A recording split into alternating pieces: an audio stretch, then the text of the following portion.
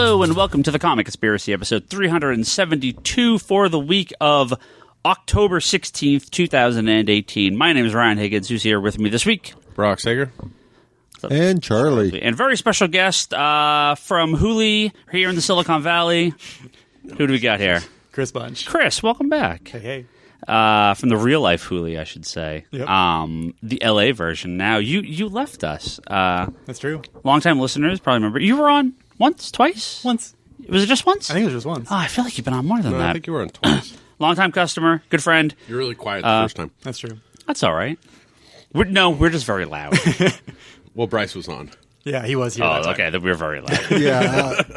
If Bryce is all, we're all quiet. Yes. You left us, Indeed. but you were back as the Bay summons people back here from time to time, regardless of where they work. They always have to come back to the Bay Area. So thank you for stopping by. Of course. Glad to be In here. the podcast. Yeah, you were in a cool Batman metal shirt. I believe you got that here at our midnight release. Yep. Did you? I think you did, right? Yeah. Yeah, I swear. I think you did. Even if you didn't say you did, it's cool. Yeah.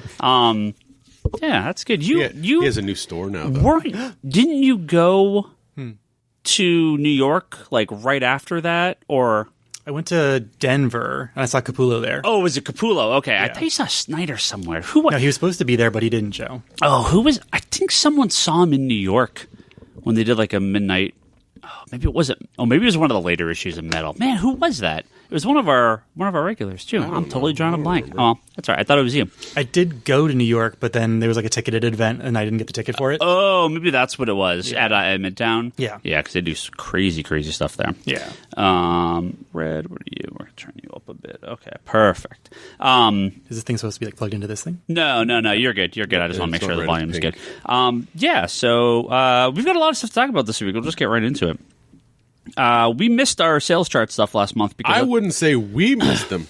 well, yes, you did because we all missed them. You because missed them. it was one of the weeks I was out, and then I just completely blanked and we never did them. So instead of doing our kind of longer drone on about our sales charts, let's It's not a drone. People like the sales chart. they do, but let's get through this a little quicker. Let's do our top 10 comics, and then I'll do the quick Marvel DC breakdown. Well, we have to designate what month. August 2018. Oh, crap. Can you think about some comics that came out in August 2018? I know that was a long-ass time ago. We'll just stick with Batman. As long as you go with Batman, Batman, you're you're going to good, just clear like half the spots. Batman number 52 was the number 3rd book at 102,000 units. Batman number 53 was the number 4 book at 99,000 units. And, I mean, Batman's in at least 2 of these other books, but it's not a Batman title, so... Justice League. Justice League number 5 is 76,000 copies. The number 9 book of Justice League number 6 is 75,000 copies. The number 10 book. Did Sandman Universe get on that list? It did. Ooh. Sandman Universe number 1 by Neil Gaiman and others. The number 6 book of the month at 83,000 copies. Of course, it had 7 covers, I think. 7 or 8. Yeah. Including that sweet No, it's Jim Lee 8. cover. It was it 8? Because of the blank. Oh, yeah. Okay. I think you're right. Yeah. Including that sweet Jim Lee cover. Yep. Good numbers. Good numbers for Sandman. We'll see how the spin-offs actually do when we get those Well, we numbers. know how a couple of them are doing. We'll see. What else we got? Avengers? No Avengers. I think Avengers. Avengers is down low, number 19. Fantastic Four. Fantastic Four number 1 is the number 1 book. Yeah, 368,000 copies. Big launch for FF number 1. And it was When he started with 300, I'm like, 300 No. You're close. Pretty You're close. close to 300 variants. And $5.99 book. Another $5.99 book. Another number 1. Another Marvel book was the number 2 title. Amazing Spider-Man. That was in there, but Amazing Spider-Man number 3 is number 5, and Amazing Spider-Man number 4 is number 7 at 86 and 81,000 copies, respectively. Don't tell me Tony Stark Iron Man. No. That was like the month before, and I think that was number 1, but it's already fallen well into the What other Low goddamn 20s. number 1 came out? Was it the Return of Wolverine? Nope. No. That'd be September. Infinity something? Huh? Infinity something? Infinity Wars number 1. Yeah. 104,000 copies, the number 2 book. So you got 1 FF, 2 Infinity Wars, 3 and 4 Batman, 5 is Spider-Man, 6 is Sandman, 7 Spider-Man, 9 and 10 are Justice League. You're missing number 8. Walking Dead. Is it back on the top 10? No. Walking Dead, it's number 14, though. It's still holding on there. It's as DC as you're going to get, yet it's as close to Marvel as you're going to get. What the fuck? What? Come on. Someone got it. It's not a number one, I'll tell you that. Damage? No, definitely not. I was waiting for you to tell me there's some weird cover or something. The most... Doomsday Clock. No, it is the most... No, that's next month. The most DC comic you could possibly have, and yet very close to a Marvel comic. Just give it to us. We have Superman number 2 by Brian Michael Bendis.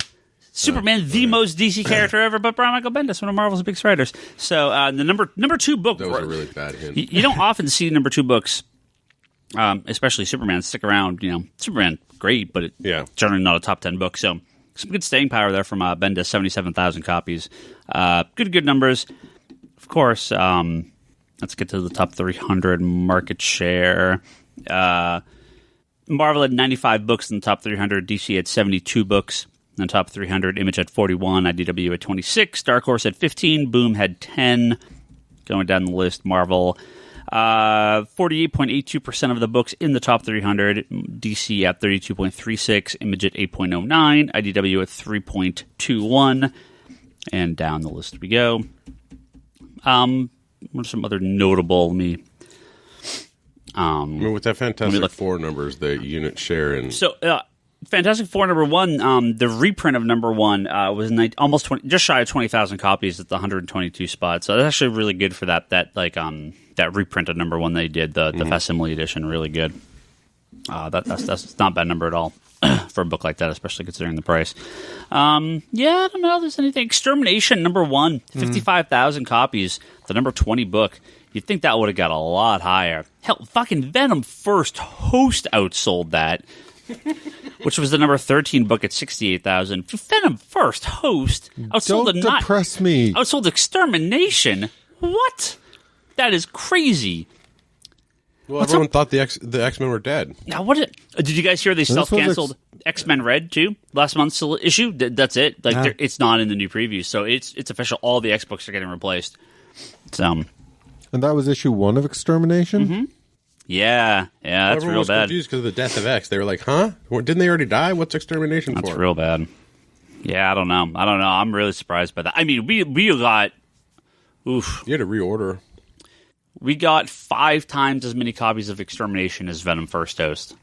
That just shows you how crazy store to store is versus the national sales charts. Like, none of it makes sense. And then half these DC books under it, we got more copies of than Extermination. So, I don't know what to tell you. Market share and unit share? Nah, it's fine. I already did those. Okay. Let's go to September. Woohoo! September's top... Charlie, why don't you start us off for September? Top 10 books. We'll just stick with Batman again. How about Batman Damned? 2, 3, 4, 5. 5 of these books do feature Batman. So we're at Batman, Justice League, and Damned? Well, we got Batman, Damned, and one other. We'll get to actually 2 others. We'll get to that in a second. Let's go with normal Batman, the number 4 book at 105,000 copies, and the number 6 book for number 54 is the number 6 book at 94,000. Number 55 is the number 4 book at 105,000. Yes. So nice little bump there, about 10,000 copies for number 55. There's a bump because of Yeah, it's a Dick Grayson issue. Ric Grayson issue. Yes, we'll get to that. Batman Damned, number 1, 95,000 copies, which probably puts the fully printed copy at about 110,000 because they always, these numbers are roughly off by 10% or so because they have to deal with damages and shortage replacements and stuff. If you go by demand, it should be the number 1 book. Oh, yeah, very much so. So that's huge. Batman Damned, that's actually higher than I thought it was going to be. That's a real good number. 100,000 copies is, is fantastic. I still get calls reprint for that book on Sundays. Yeah, we still get them pretty regular. People love that. Two other books that Batman's in. But not called Batman, though. They're called Justice something League? else. No Justice League. No Justice League. Detective? Slipped right under with number 11 and 13. No Detective. Detective is usually down quite a bit from Batman. Doomsday Clock. Doomsday Clock, number 7. 130,000 copies. The number 3 book of the month. Still holding in there. He's in one of these other titles, too. Very briefly, but he's there. Heroes in Crisis? Heroes in Crisis, number 1. The number 2 book at 140,000 copies. What number book was that? Number 2. And that's actually going to be all your DC for the month. So, the rest is Marvel. Shit that Marvel put out this month. Shit. X-Men Black?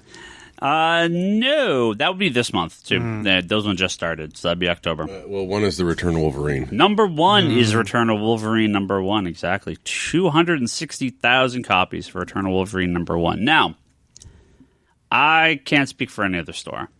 We did not go anywhere near as high as I would have expected on that book because the numbers to qualify for their variants were just outrageous. Normal Marvel numbers? No, not normal. No, these were, again, a couple books the last few months, they've been way off the mark on the incentive cover our order numbers. So this is one of them where we were like, we were going to order, 200 to 300 copies. We ordered like 70 maybe. Yeah. I didn't even come close to selling out. Yeah. Like, I really am curious for the stores that ordered. I'll be very curious what orders for number 2 because it won't be. Yeah, it's going to be a big drop. Did Fantastic Four have staying power? It did. I'll get to that in a second. There's interest in Return of Wolverine, right? I mean, there definitely is, and it sold well. Don't get me wrong; it sold much better than the lead up stuff, but it didn't sell anything like I expected. So I'm glad I actually did qualify for all those variant covers. I don't know how well they would have done. I'm sure we would have sold some, but anyway. Yeah. Yes, FF number 2, the number 8 book at 85,000 copies. So my guess here is we'll end up around. I could see it sticking in the top 25 for a while. I'll be curious if it stays in the top. It won't stay in the top 10 past issue 2, but I'll be curious if it stays in the top 20 for a little while. It could. I think there's interest in FF, but 85,000 copies for number 2 is not bad. That's not bad at all. Especially with quite a bit less in terms of variant covers and such. Yeah, quite a bit. What else? Who's the Batman of Marvel? Spider-Man. Spider-Man. Oh, Number Spider-Geddon Number thing? 5. No, Spider-Geddon. That was this month. Was that this month? Yeah, Spider-Geddon. Or was number 0 on here? Yeah, I don't see it. No, Spider-Geddon 0 was the number 12 book. Nah, just straight Amazing Spider-Man. Number 5 was the number 10 book at 82,000, just shy of 83. And number 6 was 84,000. So that's actually a little bump up for number 6. I don't know if there's a variant or something that caused that, but about 1,000 copies more. You know who will do what kind of variant cover For number 9. Art Germ variant cover will do that open order.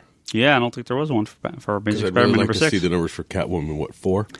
Well, Catwoman 4 is on here. Oh, no, that's No, Catwoman. that's this So one. Catwoman This one. 3 is 55,000 copies. So let's remember that and see what 4 Because there's the is. metal cover Yeah. and then the Art Germ. cover. Yeah, so I'll be curious. So there's one other DC, or one of the Marvel book here. It's a number 1. It's a one shot. It's $5. Sold a little under 100,000 copies. Number 7. Hot character, hot creator. Venom. Not Venom. You're on the right track though. It's the right creator. Superior Spider-Man? No. Ton of variant covers. One shot. It's not that Infinity Wars garbage, is it? I mean, it's related. Oh, God. Is it that Captain America Doctor Strange mashup? No. Again, that'd be October. Yeah. Is it the Iron Hammer one? No, that's all October. It'd be Donny Cates. One shot. Hot character. The Thanos? Main character in 2 movies. Thanos Legacy, Yeah. number 1. Yep, number 7 book. So That makes sense. Yeah. Return of Wolverine, Heroes in Crisis, Doomsday Clock, Batman, Batman Damned, The Batman, Thanos Legacy, Fantastic Four, ASM, and ASM again. That's your top 10 books for September 2018. Woohoo! Give me 1 second. Let me have a drink of my sweet, sweet water here. Go away, virus protection. I don't need you. I don't know why you always pop up. Scared you're going to get a virus. I have a virus. That's the problem. I had to get rid of this virus. Some of the stuff we're talking about tonight is like. So this is a crazy breakdown. Items in the top 300. Marvel 104. DC 65. What? What happened? I have no idea. That's really bizarre. Image with 44 books in the top 300. IDW with 21. Dark Horse with 18. Boom with 10. So when you look at this, What's the number of books published by like DC? I'm just curious. How many of their books didn't make it in the list? Let's see, 65. If we scroll all the way down, these numbers given to us, thank you, by Comicron.com. Yeah, so new comics released, DC had 66. Marvel had 99. So clearly 5 reorder books ended up in this top 100 or top 300, which is great for Marvel. Units in the top 300, Marvel had 48.87%, DC had 33.03%, Image had 7.56%, Dark Horse had 2.68%, IDW had 2.58%, and down the list we go. Oh, pardon me. Let me look at some interesting books here. Spider-Man Zero, like I said, was the number 12 book at 74,000. The Amazing Spider-Man Annual, which did have an open order Gabrielle Delato cover, which we got a ton of orders for. The number 14 book at 73,000. You never see annuals sell that high, that close to the main series. Stranger Things number 1, returnable by Dark Horse, but we sold a ton of them. Number 20 book at just over 60,000 copies. Now here's a sad one. The number 23 book, Justice League Odyssey number 1 at 57,000. You know that would have been close to 80,000 had it come out when it was originally solicited. Yeah. And that book just got... I mean, it's a great book, and I love the art, but man, that book's just not going to get a fair shake. It's really depressing. Good first issue, though. Mm-hmm. Where's Mr. Miracle? I'll look. True Believers, first appearance of the Punisher, the number 40 book at 41,000, just at selling us Guardians of the Galaxy number 1. The number 41 book at 40,900. They ordered 40,000 copies of Ass Guardian. So here's a good one. Iceman number 1 was the number 43 book at 38,000. That was double shipped by Marvel, so that puts the orders for Iceman at roughly 20,000. Look for that to go a lot lower very fast. Mr. Miracle, number 11, number 45 book at 38,000 copies. What is wrong with you? Well, I think it's one of those things where... Let's do the math. Well, it's so late in the game, and the trade has already been solicited, so it's like people are just now I'll just wait. Let's do how far off the top 300 list is Comics Conspiracy. If every store, let's get my calculator. If every store sold Mr. Miracle like we do, we sell it like crazy. Let's see. That's the number of stores. God, math makes for great radio. If every store ordered as many copies of Mr. Miracle as we do, it would be the number 1 book, beating out the Return of Wolverine number 1 by about 50,000 units. So there you go. DC, Tom King, and Mitch Gertis. Hope your check is in the mail. Thank you. That's the check to me for pimping Mr. Miracle. I don't think you said because they right pay me. They pay me to like their books. They don't pay you to like their books. So that's what people tell me. That's what people tell me. Dreaming number 1 at number 47, 37,000 copies. That should be higher. I wish it was. I enjoyed the Dreaming. I mean, for a Vertigo number 1, by Cy Spurrier, 37,000 copies is not bad. By Cy Spurrier, by anyone, that's not bad. Here's your Infinity War Soldier Supreme number 1 at 53. 34,000. Best covers I've ever seen. Iron Hammer's number 55 at 34,666. What else you guys want to hear about? Anything in particular? Harley Quinn number 49 at 50. Boom, right together at 30,000 copies. The number 70 71 book. Surprising that's low. That's real low. Yeah, Harley. I think Harley's just it's hit that number and it kind of just stays there. Yeah. House of Whispers number 1 28,000. The number 77 book. That's way too high. Yeah, that's not going to do too well. Nope. What's the first... Let's see. Actually, here's a good question for you guys. What is the first non-Marvel, non-DC, non-Walking Dead, non-Stranger Things, because I already gave you that one, book in the top 300? Die. Let's see. Marvel. It is not. Oblivion Song? It is Oblivion Song. Number 7, the number 58 book at 32,000 copies. What's the first non-Robert Kirkman book? How about that? Let's see if we can find that one. Saga? No, it's on hiatus, remember? Oh. I was just talking about this book, Brock, about how I'm barely ordering any going forward, but this is the number one book. The Wicked and the Divine? No. Bully Wars. Bully Wars, number one at 27,000 copies. That's the number 84 some book. conversation from earlier today. Yeah, that book just didn't click with us. Like, nobody bought it. I ordered it decently at number 1 and 2, and I mean, it's the image titles. Just it's really just hit or miss whether or not you're gonna catch a fair audience or. Yeah. I mean, you're not gonna get Walking Dead numbers or Saga numbers every single time. yeah, just no luck there, unfortunately. But what are you gonna do? All right, that's some comics that we sold. What are we gonna do, Charlie? You were about to say something, but then you got distracted by shiny things on your. I was just going to say about the Walking Dead day and how even Sunday was crazy busy. Oh yeah, you had a killer Sunday. Yeah, you had a lot of big subs coming in. Yeah, we'll talk about Walking Dead Day here. Actually, I want to talk about Walking Dead Day here right now. This past Saturday was Walking Dead Day. October 13th. Yeah, it's the 50th anniversary of Walking Dead. We got our own store exclusive cover. We got a bunch of variant covers. They had 15 blind bag reprints of famous issues of Walking Dead that we got to sell. Yeah, so like the first issue 2, first appearance of Michonne, Death of Abraham, Death of Glenn, first appearance of Princess. I'm like, why? Like first That Jim Bartel cover is really nice. Yeah, and a handful of others, like first appearances or key moments in it. So yeah, that was a lot of blind bags. yeah. I've opened a lot of those things. So we actually went through, and we went through and opened up at this point all of them to make some full sets, and we pre-sold a ton of sets. A bunch of people come and pick them up. Saturday was a little slow. Wow. No, Saturday was crazy, but it wasn't Walking Dead that really pushed it. It was just it was the best non-sale Saturday we've had. It was actually better than our sale weekend Saturday last weekend. Really? Yes. What by the fuck? by a not small amount either. Saturday was bananas, but not because of Walking Dead. It was really weird. We just had a shocking amount of people coming in the store on Saturday. Wow. We've had some really good Mondays too. Yeah. But Brock, what are you talking about? Comic stores going out of business because we don't carry because you don't carry Jawbreakers. Brock, it's all over, man. The sham's up. Jawbreakers? What the fuck is that? That's a terrible comic. That's what I've heard. Sorry, it's a comic that doesn't exist. Is what I've heard. Candy. Huh? I thought it was a candy. Oh, that too.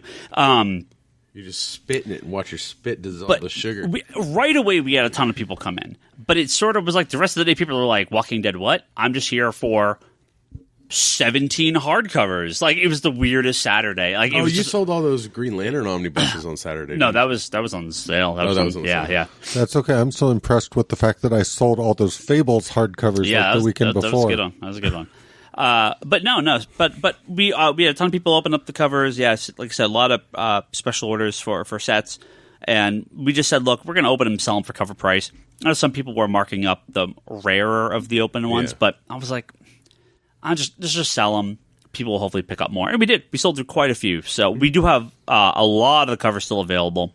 We're going to put sets on eBay of the all 4 versions of the covers that were inside the blind bag. For issue 1, there'll be the 4 cover set, and then whatever other sets we have of those. Yeah, but we still have a lot of copies on the shelf. And those you're going to actually put up on the store, right? Some of the individual ones? Yeah. So at least the color cover and the virgin cover of all the Walking Dead Day books should be on our site for cover price. Let's see if I can get to them this weekend. I should be able to, because there's quite a few of them. We have a decent amount, or we have a small amount of the black and white cover, and little to zero of the virgin black and white cover, because that is the rarest of the 4. So, but if you want any of the main covers, we have them. So you don't have to chase down eBay prices for those, but they're not going for crazy. But there's good covers, including the J. Scott Campbell reprint of issue 19, the first appearance of Michonne. So that's a good one. But it was fun. It was cool. We give away a bunch of freebies. We still have some of the masks, the bandana things. Brody loved that. Yeah, your kid came in, took some gangster ass pictures in them. Hey, it was great. We went to Spirit Store and he wore it into. I was gonna say, you rob a bank after that or something. Like, what are you doing? The Spirit people thought we were gonna rob. I was like, all right, you want to wear that? Yeah. But yeah, you can we also have our store exclusive variant, which was our logo in the broken glass on the cover. Yep. Comicsconspiracy.biz. We get our copies up there. If you want to pick it up, we also have copies in the store, so you're more than welcome to swing by. And Rick Grimes protecting Comics Conspiracy from a horde of zombie walkers. It's a fun cover. So there's a lot of those out there. I think maybe 200 stores did it. Mm-hmm. So there's quite a few of them out there. But we got ours on our website. So yeah, you should check it out if you want. And 15 years of Walking Dead, man, who would have thought? Yeah. Crazy time. I was just sitting here all day Sunday going, they managed to sell 15 reprints with 4 additional covers. Yeah, that's some good marketing. I think it was a good thing on Image's part to do those key issues, kind of reprinting them, because there are a lot of people that came back into Walking Dead, have been picking up single issues, but they don't have a full collection, and so this is kind of a nice placeholder in your collection for those issues that you're missing, because those like 1 and 2 in that Michonne first appearance, like the first appearance of the Governor, like those things go for crazy. Yeah, but I can't help but compare it to like the True Believers and that kind of stuff, and just the fact that they wrapped it in the Walking Dead day and all that is just they embraced the marketing machine to and they also sell a shit ton. They also threw in really rare covers for some of those. Yeah, we saw a few of those online. They're pretty good. Yeah. So. And that's, when DC did this a couple years back with the Harley Quinn Day, and then it was the Justice League ones, right? We sold it was the little bucket loads of those things. It was the little black book. Harley's little black book. And, this is just a sad fact. I ordered more copies of the lowest I ordered on any of those books is higher than my highest ordered independent comic, and higher than almost every Marvel and DC comic as well, for that matter, right? Yeah. Because it's a kind of cool event. It's a chance for rare stuff. You could pull out sets. It's like there's these little events when they do them are great. You can't do them all the time, but you can do them occasionally, and they work really well. And we sold tons of them. So very, very cool. We got a bunch of random news to talk about. A lot of stuff. We'll quick hit this stuff. Of course, you guys jump in if you got anything to say. So how there's 90,000 DC comic book TV shows out right now, of which Only I am 90,000? legally obligated to watch every single one. Well, there's 90,000. I want to see this bullshit contract you keep talking about. There's 90,001 because I forgot about the Alfred TV show.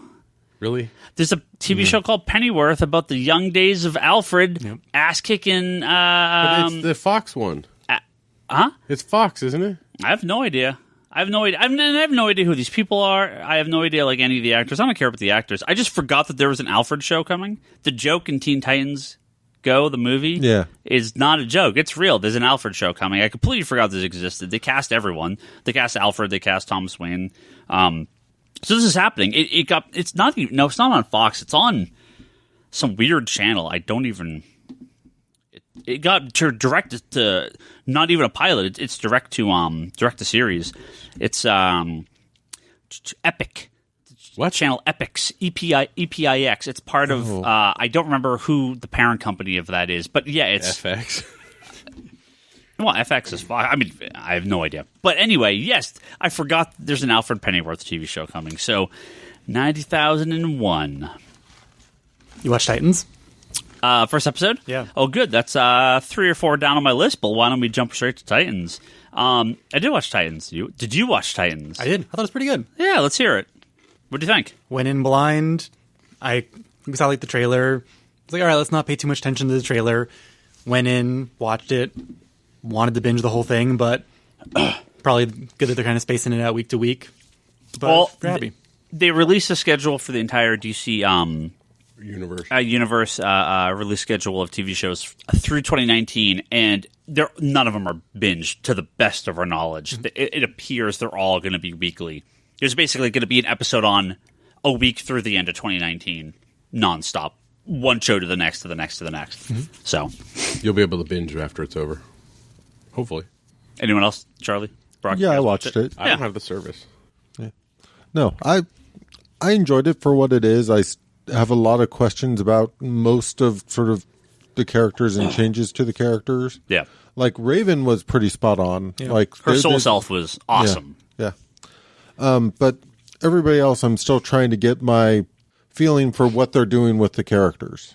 Yeah, lightest of spoilers here. There's not a ton to spoil if you've seen the trailers. This is very intro to all these characters. There's not, I would say, there's not really anything to spoil in this. It's pretty much exactly what you'd expect. We're just introduced to everyone. If I had any sort of complaint about the show, it might be, 21-year-old detective Richard Grayson is a little bit of a stretch. Why he's there, why he left Gotham is still a little bit up in the air, but at least But he said fuck Batman. But that scene worked, actually. That scene worked it's a little goofy maybe in the trailer, but it works within the context of the show. What's happening at that point, that fight scene, there's a reason he says that and it works. Yeah. Okay. Starfire, her costume, she may be the most intriguing part of the show. It Yeah. all worked. It's weird out of context.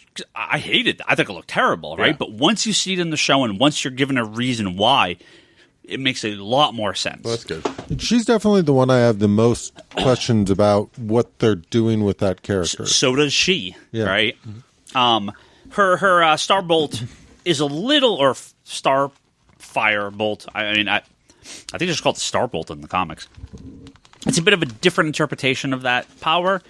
I don't necessarily need her to be, fire. She's more Firestar than Starfire, but that's fine. I don't care how they interpret her power. I think it works well. Raven was fucking awesome. Yeah. Raven felt characterization and everything was right out of the comics to me. Robin is not really a version of Dick Grayson I've ever seen before. Right. And I'm waiting to see how that kind of character evolves, because that's one of the things they have stated is that what you see in the pilot isn't necessarily a representation of what they're doing with the character overall. Right. We didn't really see everybody yet, or at least not fully. You see Beast Boy for just a second at the very end. I assume next episode will be probably Beast Boy and Dick Grayson will be a little bit more of the focus next episode. They had previews on Hawk and Dove. Yeah. I think he runs into Hawk and Dove next episode, and I know Doom Patrol is episode 4 or 5 soon. Yeah, but so I'm very curious to see where they go. I enjoyed it. I'm not necessarily sold on this is the Titan show I wanted yet. Yeah. It's not a Titan show you wanted, but it's this Titan show you're going to get. That's a good way to put it. I liked it. Yeah, very happy with it. Yep. Very, very happy with it. The production value is really good. Yeah. No, it looked great. I thought it looked really, really good. I was worried that it was going to look a little cheap. They're not, spared no expense, as the expression goes, right? I thought they did a really good job. So, we'll talk more about it as it goes on. I don't think we have anything to say right now, much more, but definitely worth it. Again, is it worth subbing? That's up to you. If you're a hardcore DC fan, yes. If you can binge it, then just wait 6 months and watch a couple shows. Watch Titans, watch Young Justice. One of the things I'm really happy with the streaming service right now is you can tell that they are using the streaming service as an excuse to improve the quality of some of the stuff in their library. Because before you had stuff like Mask of the Phantasm, got a Blu-ray, and they were slowly trickling out various series and that kind of thing on Blu-ray and some of these other... I almost kind of feel like the only reason they did a Blu-ray recently of the Supergirl movie is because they could then move this onto there in HD. Yep. I based on even Batman the Animated Series, I'm not 100% sure they would have gone through all the effort with the animated series to go to HD if it wasn't for the streaming They service. were already going to do it, yeah. It's possible. So, no, I'm very intrigued by what they're adding to the library and how they're adding stuff to the library and that stuff. All right, number 2 on your list, because we apparently skipped. What's that? Number 2 on your list, because we apparently skipped down to Titans. Yeah. Avengers 4. It's done, baby. It's over. Chris Evans, done. whatever that means. Avengers 4, done filming. We're in the end game now. This is it. And we still don't have a title. We don't have a trailer. We don't have a title. We don't have anything. I thought they tweeted that weird picture out. That's it. They did. They did, but it was not something you could tell anything car, from. Yeah, it was like a car headlight or something like that. No, I'm saying the one they tweeted out before about the name. Yeah. It's all a mystery. We'll see. Avengers 4, it's going to be soon.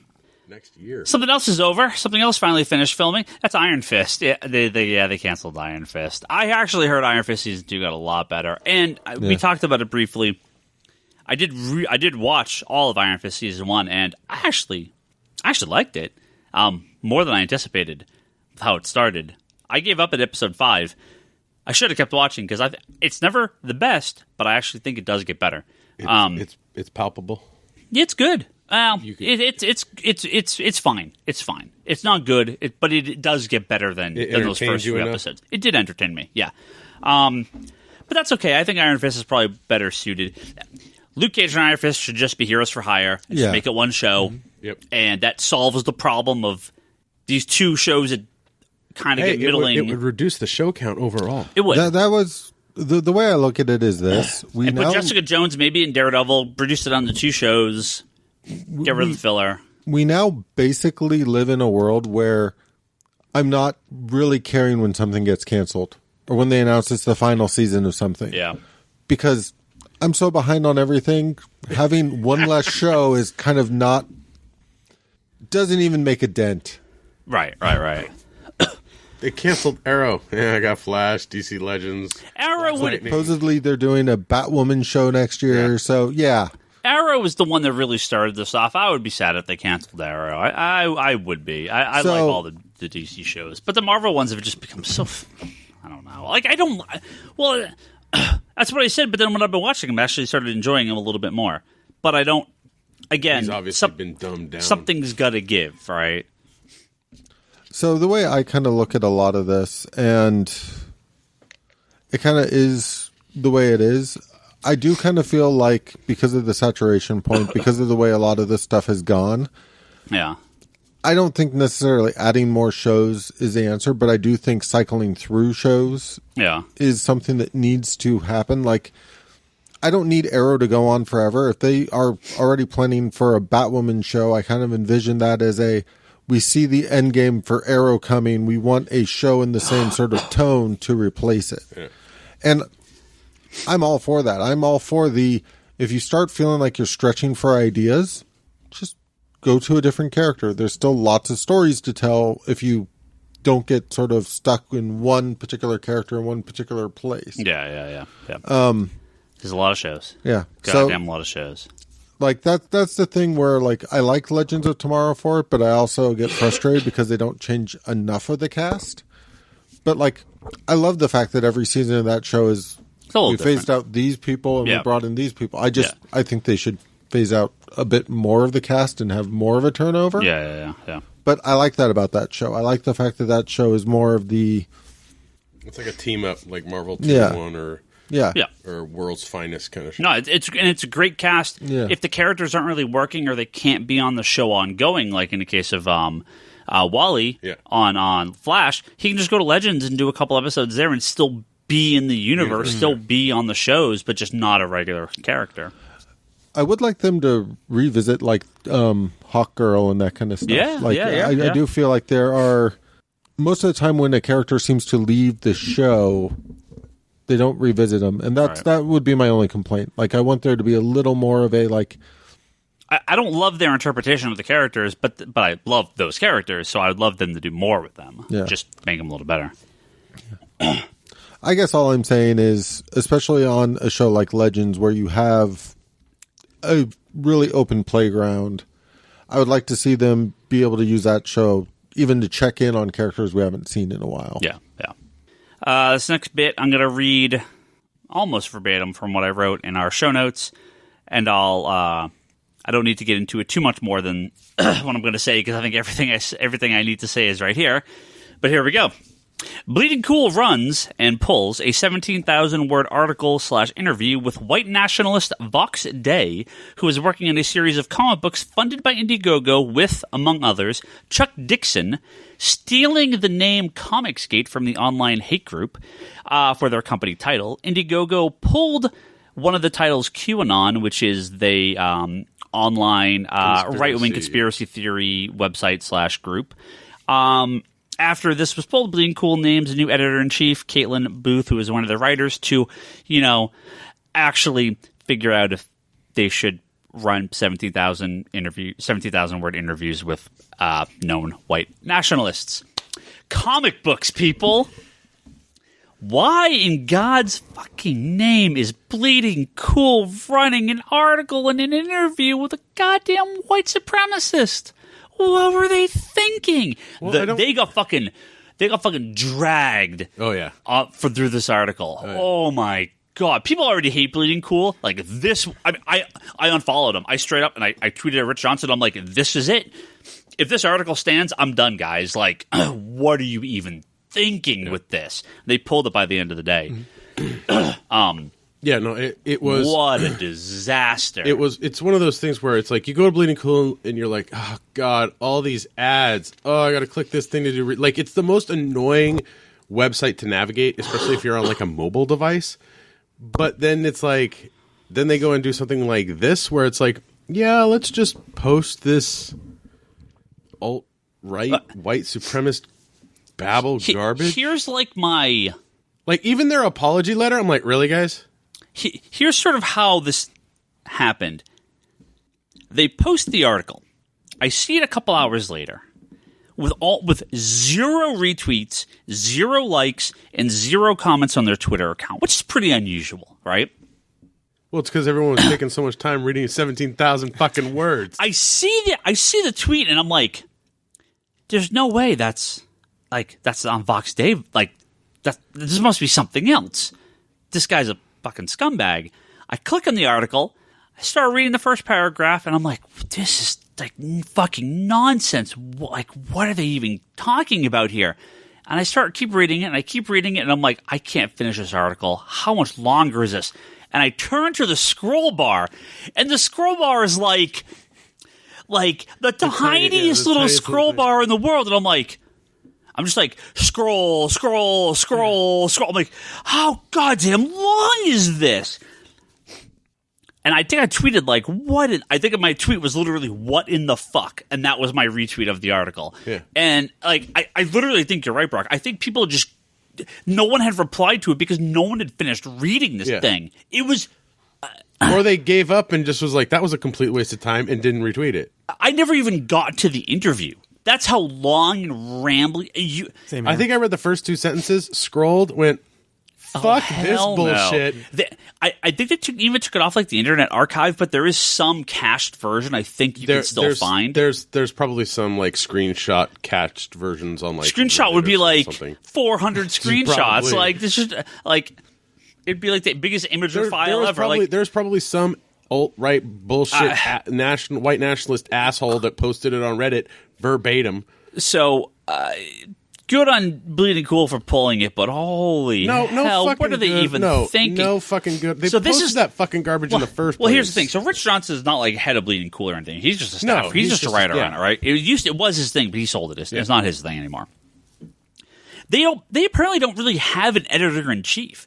It's just sort of like you write your articles and you put them up on the website. That's a huge mistake, and that explains why so much garbage gets put on there. Because that explains why Jude Terror is allowed to post shit, right? Dude, I had thought that article was written by him, and I was like, this isn't a Jude Terror? No. Oh. So, okay. There's something worse than Jude Terror? I overuse this too often, but I'm going to say it again. Fucking catapult Jude Terror into the sun, okay? Just launch him into the sun via a catapult. And I don't want to get into why you can't do that, but please let it happen. Okay. Second, I kind of thought the same thing at first. I looked at the guy's name. I'm like, I don't know who this guy is. It started with an M, didn't it? Like, I don't recognize this guy's name. He is one of the head people on the site, And when I clicked on his name, he's written something like 20,000 articles for Bleeding Cool. Apparently, 0 of which I have ever read. So I was like, I don't know who this guy is. He's apparently one of the most prolific writers. Maybe he's talking about movies or TV, like regular stuff. But when I started scrolling through, I'm like, there's a reason I skipped every single one of the. They're weird titles that like you would never ever click on. Weird, not even clickbait. They're weird, like just go. It's Mark Serif or something like that. It's Mark something. Right. Yeah, I thought it started with an M. Go look up his things on Bleeding Cool. Go back and look at his articles. You're like, why would I read any of these? Does he still work at Bleeding Cool? I have no idea. He was like one of their head people. Like he was like a positioned person. It wasn't just like a staff writer. So this is the thing. So I don't remember his exact. I have it here. Hold on. When did this drop? This dropped. I don't remember. Was it Friday? Wednesday or Friday or something like that. It dropped last week, and then it dropped that they had a new editor in chief. The day after, like a few days after, right? It was the day after. Mark Surfeit. He's the general manager of Bleeding Cool. So this is the thing. I think because Bleeding Cool goes, oh, we were going to do an editor in chief anyway. I think it was they were going to do an editor in chief. He probably knew this, got fucking pissed off because like he's out of a job or getting demoted somehow or has to answer to somebody and he's fucking pissed about it, and so he goes and posts this bullshit article that blows up even in the company's face. Like, fire that guy.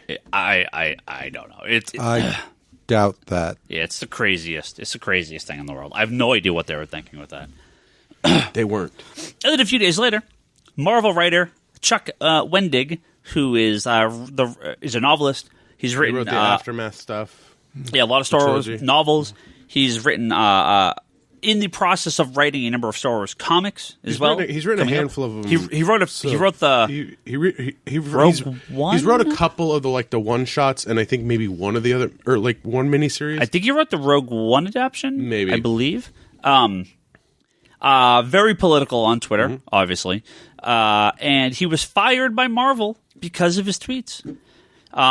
There was not a tweet of like kill Donald Trump. I mean, it was nothing like that. It's just he's very political and a little vulgar. I would say no more vulgar than anyone in politics these days. Hashtag horseface. But waiting for that one. But hashtag mushroom dick. But hashtag poor toad. Poor toad.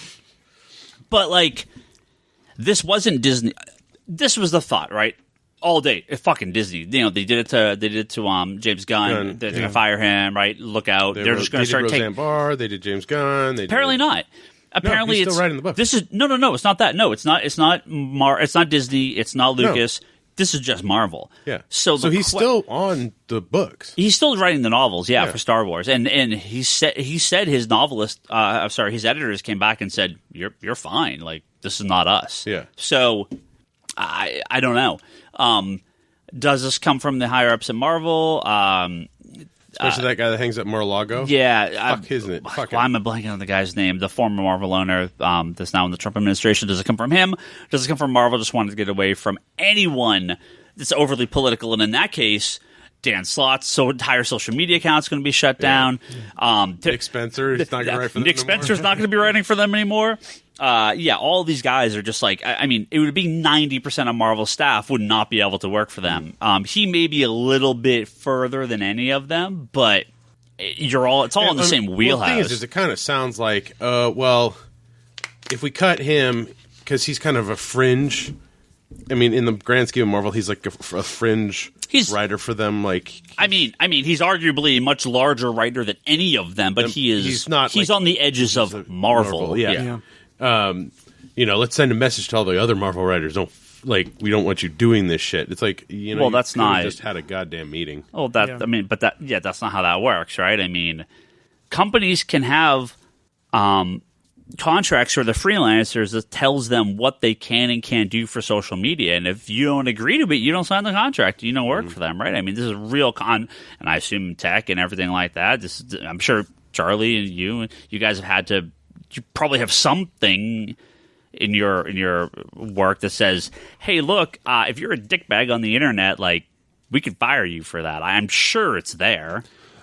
So there is a very, very fine line with what I've... So my social media has no bearing with the company that I work for full time. Meaning I've been very, very careful to be like, these shall not touch. Yeah. If I wanted to have any bearing with that, I would create a completely different social media account. And that's when you get into sort of like these social ambassador programs and that kind of stuff where they go over this is what you're allowed, what you're not allowed, etc. But I'm sure somewhere in your employee handbook there is a point about social media, and if they wanted to, I don't think it has anything to do with a social media. There's typically the I want to say it's like a morals clause or something like that. There's a a morals very clause, but it's more. I think it's more so because where I work, it's basically where I work, it's like I can't wear like a school thing out in public. yeah, And be like, I can wear it out in public, but I can't. I have to act a certain way. yeah. It's more the use of technology. So if I'm using like a school computer to spout shit on my Twitter account, I don't necessarily get in trouble for spouting shit on Twitter.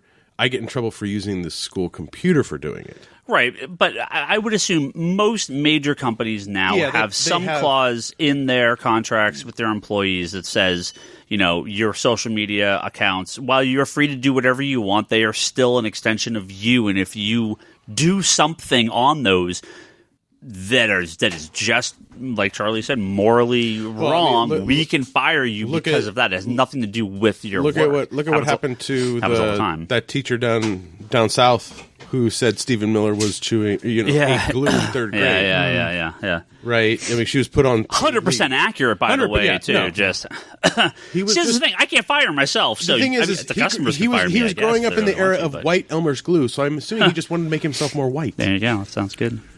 They do purple now, so he wouldn't purple eat glue. The glue.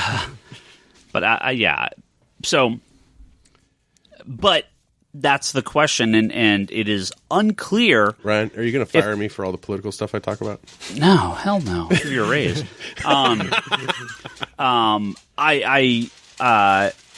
It is believed that Marvel does not have this contract in their.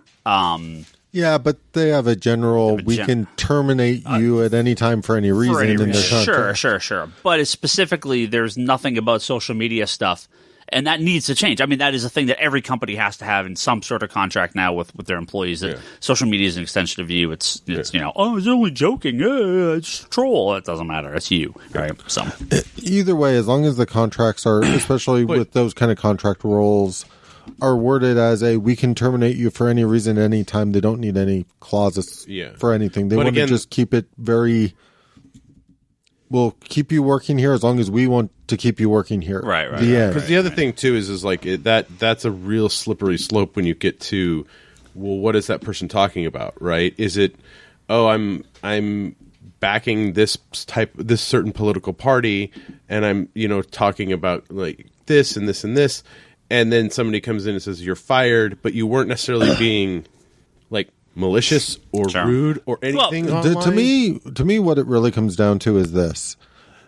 Certain behavior online, absolutely no question, can get you fired, clause or no clause. Yeah. The second they put something in a contract that defines what's allowed, you get into that gray area where somebody can say, well, I don't feel like I violated this, and you get into if that's the reason given. Yeah. But if it's just a work for hire, if they have in the contract basically saying we can let you go for any reason, there's not much you can fight in a court of law. It's true. Well, Chuck's doing okay. Like he's back to tweeting his normal. Yeah, comics are a small thing for him, but it's fortunate. Can't wait for his next book. So there's let's talk about a couple comic things here before we get to some questions. Haven't we been talking about comic things? Actual physical comic books that we read. Those things exist? I thought comic stores were going out of business. I don't know. When the store is like not as busy as it was on Sunday, I get more than through a handful of comics. So Charlie's like, why are we so busy? I don't read him as much anymore. Yes, I am. It's a new Guardians of the Galaxy comic. There's a new creative team on it. Okay, next topic. It's Donny Cates. Well, this is an important topic for me because I'm maybe buying a Marvel comic. It all depends on how this shakes out. I fucking doubt it. Donny Cates and Jeff Shaw. That guy just writes every book that Marvel publishes. Well, they promoted him in some way or something not too long ago. By promoting, do you mean giving them more shit to write? He's a big, big writer like for Marvel they, I believe they have him under an exclusive and basically gave him the Bendis treatment. Yeah. So he's writing most of the Marvel line at this point. Now, when they relaunched Guardians and Nova and Darkhawk and all that stuff, I loved all that stuff. You know, when they made the movie, I could care less because I like Bendis and I like the movie stuff, but that's not why I read Guardians, right? I read Guardians for the awesome Marvel space stuff. It became a very different book once it started tying into the movies. Maybe back, baby. Now, only 6 of these characters are going to be part of the final team. We don't know what this means, so we'll see who those final 6 are. But of the possible options for the new Guardians team, just to cover number 1, and only 6 of them will be around in some fashion when the series ends, or when the issue ends. Silver Surfer, Groot, Star-Lord, Adam Warlock, Gladiator, Phyla Vel, who's one of the Captain Marvels, Moondragon, Beta Ray Bill, Rich Rider Nova, and Darkhawk. If Rich Rider and Darkhawk are on the Guardians of the Galaxy, I may just be buying a Marvel comic again. We'll see. So Marvel... Question is, will you buy all the variant covers? Oh, yeah. If you want that one sale, if you want that one extra comic to sell... You're telling us you want...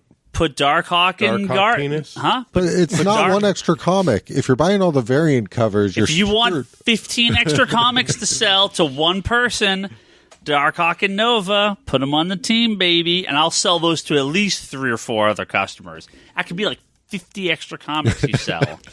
Think about it, Marvel. Think about it. Money talks, baby. Yeah, I'll read the first issue. Oh, I'm super stoked for him doing a run on Guardians. But if Nova and Darkhawk are on the team, I'm 100% buying it. Like, that's all it takes.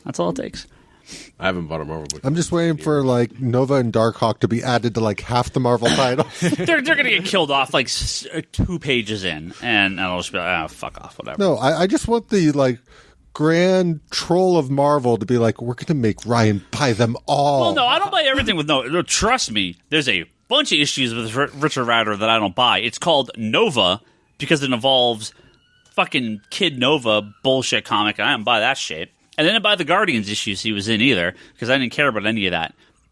However, you kind of get back to basics here, and you put the pre-movie Guardians universe kind of back together. You bring Nova and Beta Ray Bill and Darkhawk and all those guys were part of that Annihilation, Realm of King, War King stuff. You bring all that back. You're basically talking about the Marvel space stuff. Yes. That's really, really good quality stuff. I recommend it as much as I can, even though Marvel doesn't seem to want to keep that shit in print and make money. Is that Abnett? Yeah, Abnett and Lenny. How mad do I want to make the listeners of this podcast? Do it. Just fucking do it. My only concern, right? Just do it. Because Thanos and Cosmic Ghost Rider are going to have a baby? Are really stupid. Yeah. But. There's no but. I mean, I'll probably buy... I like Donny Cates as a writer. But those comics were... There was a but. Really stupid. They were not bad. They're kind of like Venom, right? Like the Venom movie. I enjoyed them. But they're really dumb. Yeah, right. Future Thanos fighting past Thanos and future Thanos killing past Thanos doesn't make any sense. And just Cosmic Ghost Rider, period. Like, real dumb, with right? Baby. But it was fun. But it was really dumb. And I hope that doesn't translate into this new Guardians book. I just hope the new Guardians book is awesome. Because I do like a lot of... Donny Cates' Ghost Rider, Doctor Strange run was really good. His quick little run before Mark Waid took over. I really liked that. Yeah, and I read his indie work. Yeah. And I liked Thanos, and I've liked Cosmic Ghost Rider so far. Is I think they're really stupid. I think the biggest problem is Marvel, when Abnett and Lanning kind of established that space, that reestablished the Marvel space stuff. They did such a great job, separating it from the Marvel universe on Earth. Yeah, and they were expanding the universe, and you had. Annihilation, and then you had Annihilation Conquest, and you had Realm of Kings, War of Kings, it's towards the tail end of it. You started to see kind of this weird movie influence stuff, and it started to go a little sour. But the stuff that they were grasping in the beginning was really, really good, especially with what's the bug robot guy? Annihilus. Yeah. Right, like they brought him back as a really cool villain. They talked about the church, the cosmic like church people and stuff like that. Like, there's a lot of really cool concepts that they lay down in that. That just kind of, after the movie came out, it's just nope. We just got to show them Guardians with Star-Lord and Rocket and Groot and Gamora, and just let's throw Venom in there because we have to have something, or Angela. Let's throw the Thing because Fantastic Four's broken up, but Thing's apparently still around. Like it was just they were throwing darts at a dartboard and not actually thinking it through. Well, what made that stuff great, or at least what made that stuff great for me, is at the time you had all this stuff going on Earth Marvel Universe, and the cosmic stuff was its own beast playground, and they launched new Guardians books out of that, new Nova book out of that. Like, it was a great time for sort of enjoying the cosmic realm, and the stuff that was happening at a cosmic level was not impacting Earth. And the closest you got to that was when you got into the War of Kings and that stuff, because it did pick up threads that had happened in like the X-Men book and that stuff. But it was all well thought out. It was all kind of built up, and it all was not directly tied to Earth in any way. When you kind of got into the movie sort of verse, how many times have the Guardians been back to Earth or been teamed up with a key like Iron Man and everything? Like, let's say grounded the story arc. I just them on Earth.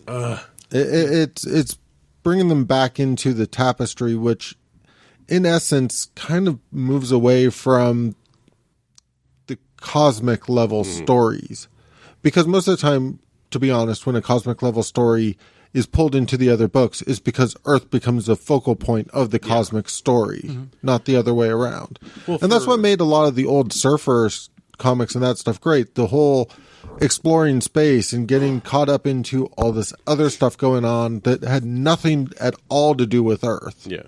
Well, if you look at a lot of the stuff that Green Lanterns has done over the years, when they've branched out and they've done a lot of the space stuff, and it's epic and it's stuff. But yes, we go back to Earth. But we go back to Earth for like a moment of reprieve for Hal or Guy or John. Like they're back for a moment. We see them as like it's more of a character thing specifically on them, and then we're back to doing what we're doing with the big stuff. Yeah. So yeah, I don't know. I mean, I'll read it. Don't know if I'll spend money on a Marvel book like you. Well, because I like my money. Said. Depends if Nova and Darkhawk are in the book. So, I mean, they've ruined Darkhawk by keep giving What's a Stupid Face the book over the last 2 years. So I haven't read a single Darkhawk appearance. Al Ewing? No. Al Ewing's fine. Future Guardians of the Galaxy or future Legion of Superheroes writer Al Ewing is totally fine. No, whatever the hell his name is that I don't even remember anymore. Cy Spurrier? No, shut up. I don't remember his name.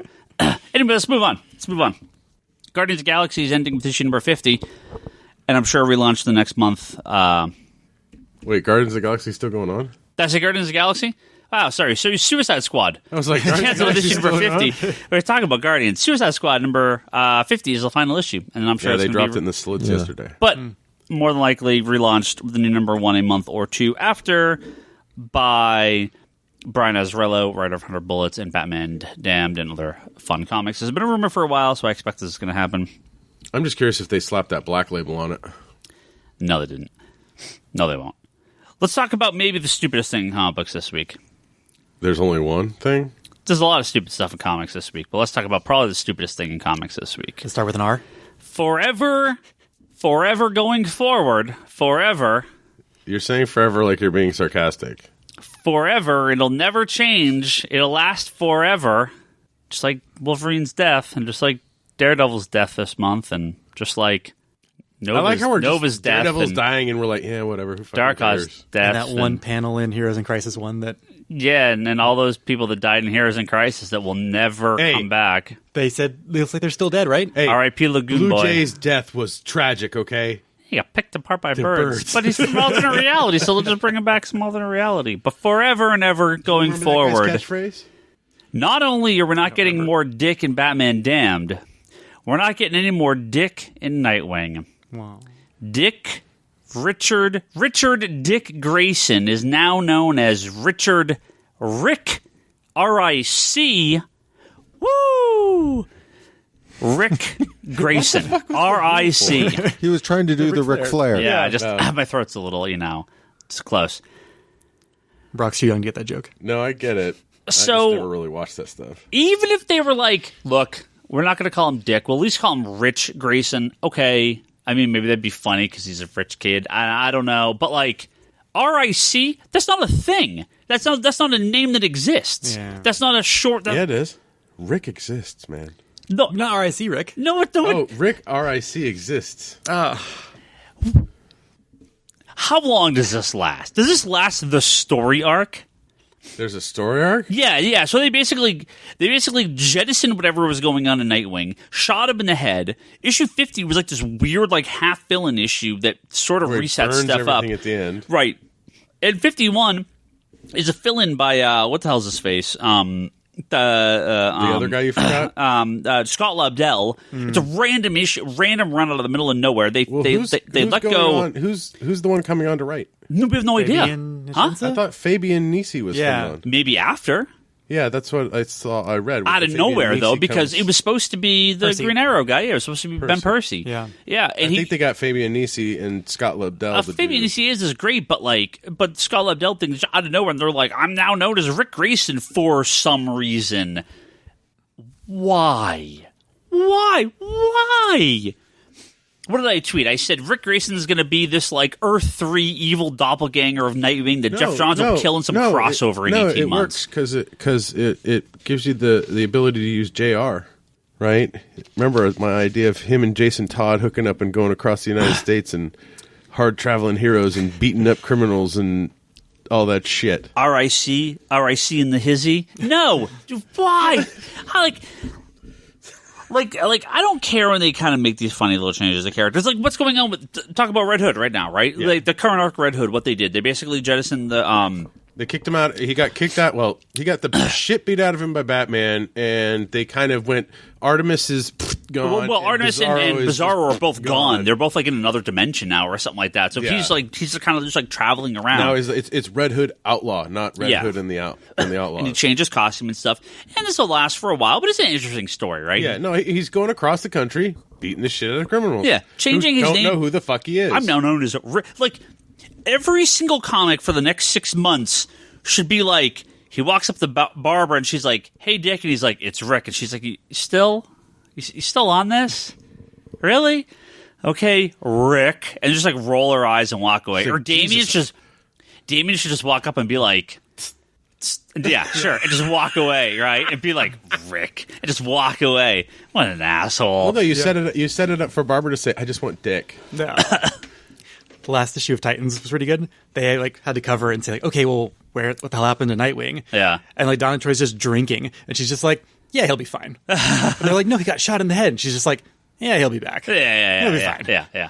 Well, I don't know. I think maybe it was on Bleeding Claw. I read, if you really don't want spoilers for Heroes in Crisis, skip like a minute or two of this conversation. But I do have to talk about briefly out of nowhere who died in Heroes in Crisis.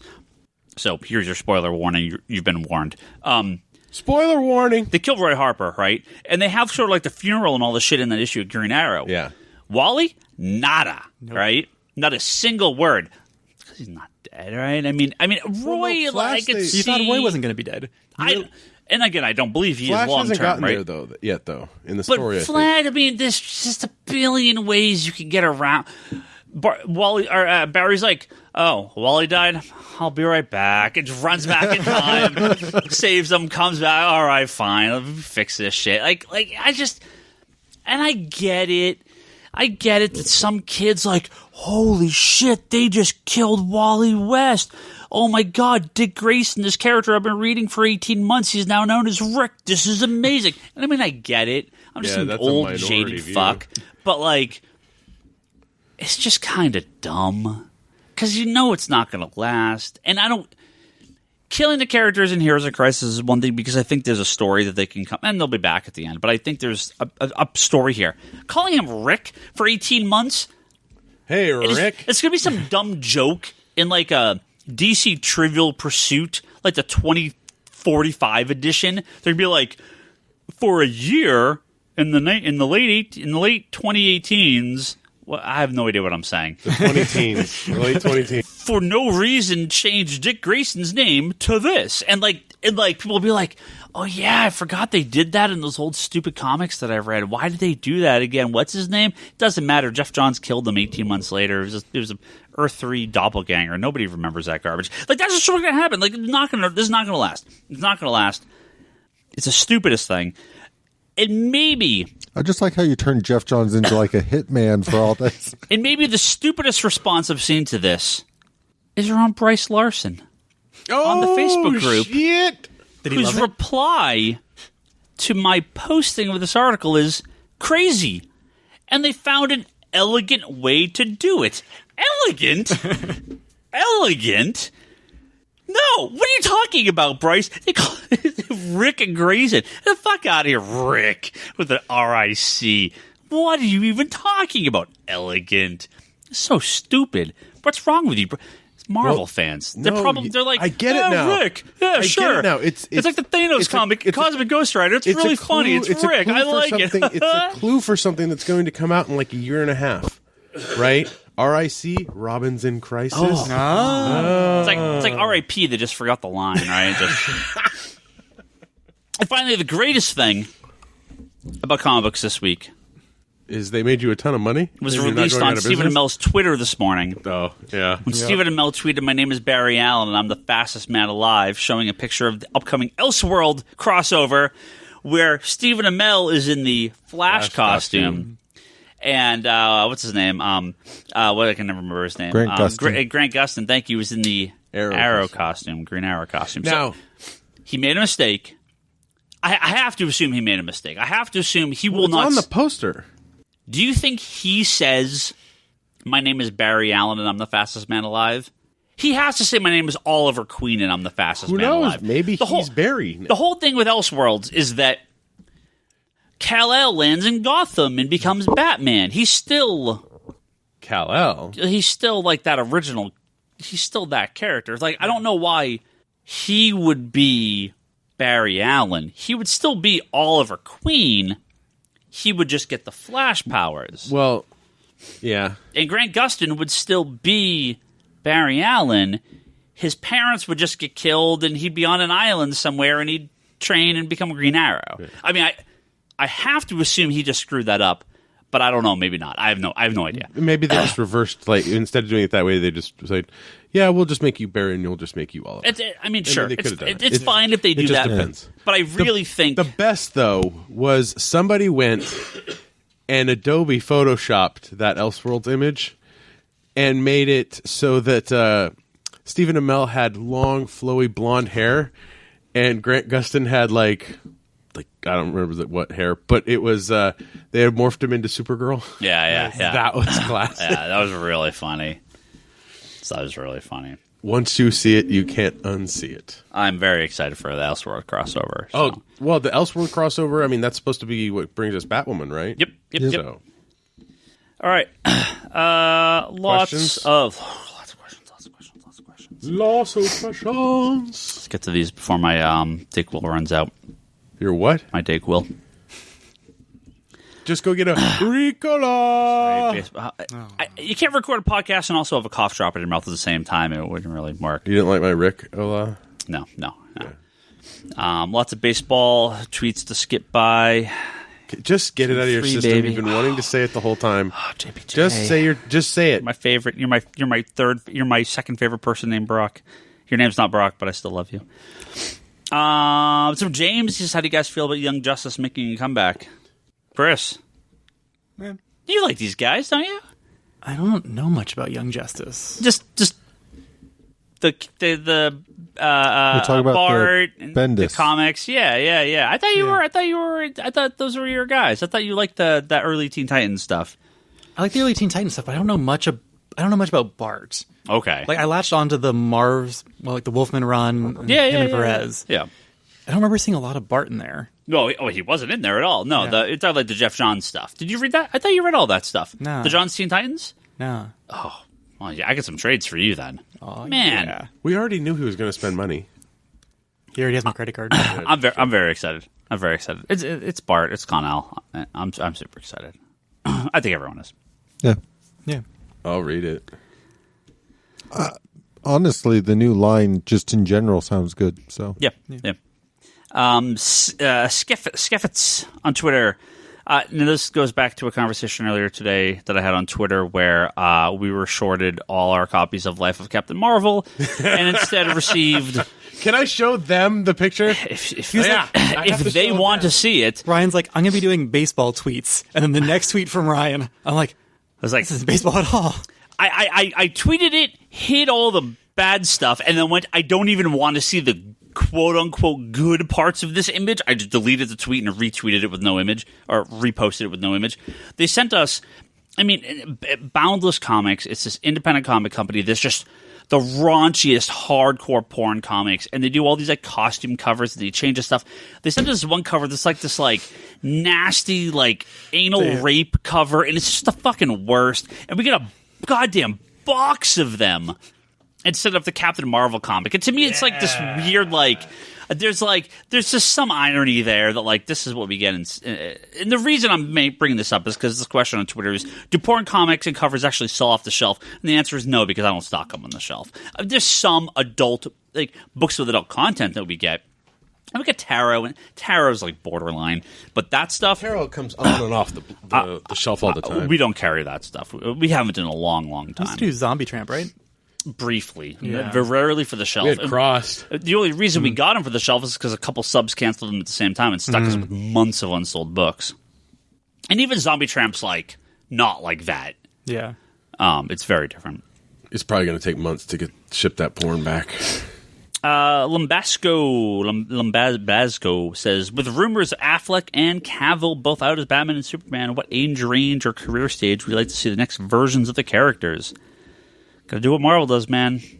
Mostly young and unknown. I mean, you can get a couple big guys to play those other roles. You know, I mean, Robert Downey Jr. and obviously in later movies they got a bunch of big actors and villains and stuff. But yeah, I think Cavill was the perfect guy for Superman, and it's just disappointing. Cavill, I think he had Man of Steel. It was I didn't have I don't think he was allowed to do what he needed to do in that movie. But I think in Batman v Superman, like he was able to explore all three aspects of who Superman is, because he's Karl Kent, he's Superman, he's Kal-El. So, you know, I think he was growing into it.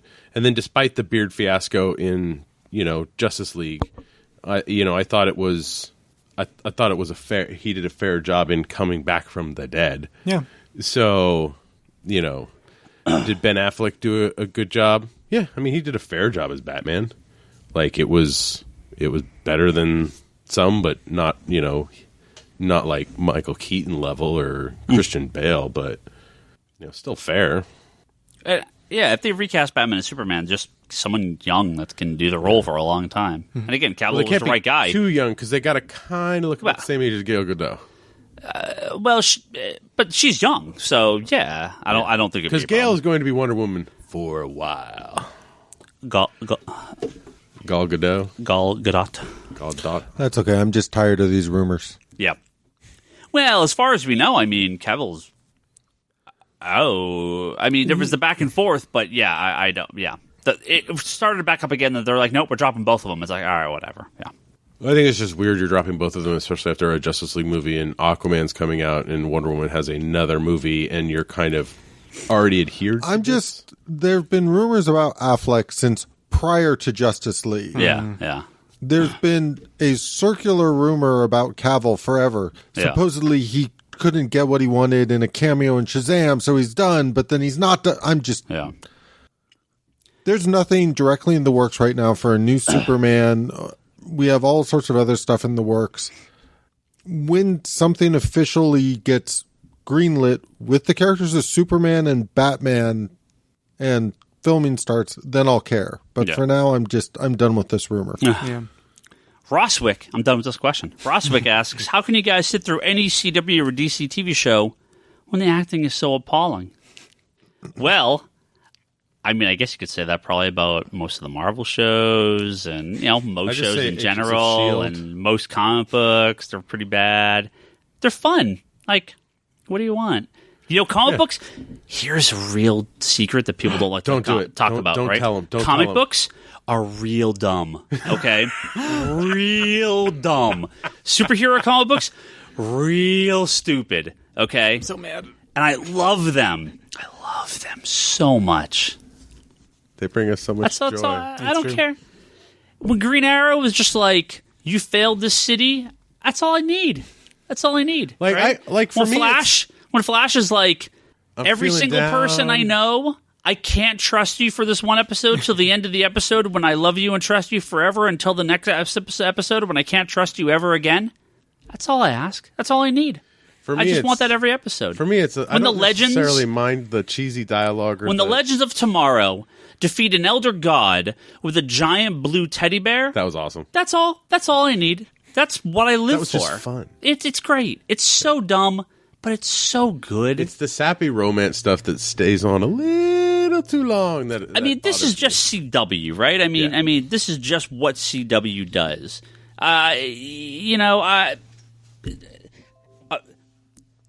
Toby is messaging me like nonstop through Facebook, and like I'm getting these pop-ups. Like, what is happening? The ghost register all over again. Yeah, ding dong. Ding dong. But I mean, yeah. What do you want? Do you want Iron Fist to say how he's the immortal Iron Fist? What they even make fun of it in Luke Cage. He starts to go on about. My name is Danny Rand, and I'm part, the savior of Kunlun and the immortal Iron Fist. And they're just like, shut up, Danny. Right? I mean, like, they're all stupid. That's just the nature of comic books. They're all stupid. So the acting's... except Sandman. The acting's fine. I mean... Preacher. They're all ridiculous. Yeah. Star Wars is ridiculous. Star Trek is ridiculous. Lord of the Rings is ridiculous. Hey, Star Trek isn't ridiculous. It brought us communicators. Doctor Who? Really ridiculous. He is but Ryan Higgins Ryan. But it's Twitter. Great. I love it all, right? Like, who doesn't love this all? Well, it's all entertainment. It's it's fun. It's to stop your brain from going crazy and thinking about things and dwelling on shit. It's an escape. Ivan asks, how far are you all behind on each currently airing superhero show? I mean, they just started. I watched Flash. I've watched Flash and I've watched Supergirl. I just haven't seen Supergirl, and Arrow was tonight, right? I think it's tonight. Yeah. I watched Black Lightning. I didn't see Black Lightning either. I didn't yet. I haven't seen Riverdale. I haven't watched last season. I haven't seen Walking Dead. What I think we all I haven't seen this season of Riverdale yet. I think what we need to do is somebody needs to invent something where everybody is like, I'm watching this, and then you mark off whether or not you've watched this, so everybody can see compare previous spreadsheet previous seasons, finished seasons. I have not seen Iron Fist 2. Right, I've not seen any of Iron Fist 2. It's the final season. I'm 2 episodes from the end of Luke Cage season 2. I did not watch the 2nd season of Legion yet. I did not watch the 4th season of iZombie yet. That might be it. I have not watched most of the Netflix shows. And I've the shows I have not started would be Cloak and Dagger and Runaways. So I did not start. I mean, I did not watch the previous season, which is their only existing season. I finished. I no longer watch S.H.I.E.L.D. I no longer watch Gotham. I no longer watch Preacher. So those I will never catch up on those. Outcast I don't care about those. Going to come back. Season 2 is out, and that's it. It's canceled. Yeah. So Outcast is the one you haven't seen. So I haven't seen season 2 of Outcast, but that's a little different. Yeah. Like, I'm not going to count like. What's like a Painkiller Jane show on, or what's the Palmiotti show that's on right now? Happy? No, that's Morrison. Yeah, now so I mean there are other ones, but like the big Marvel DC superhero ones, I'm caught up on almost all of them. And for the new ones that just started, I mean, they just started. I usually, once a week, I'll go through and kind of watch all the shows of the week on my days off. So I think I might have you beat. Haven't seen Arrow. Yeah. At all. Okay. Haven't seen Flash. At all. Oh, well, then yes. Haven't seen Legion at all. Okay, you're 7 seasons behind on Arrow Yep. and 5 seasons behind on Flash. Did you watch Smallville?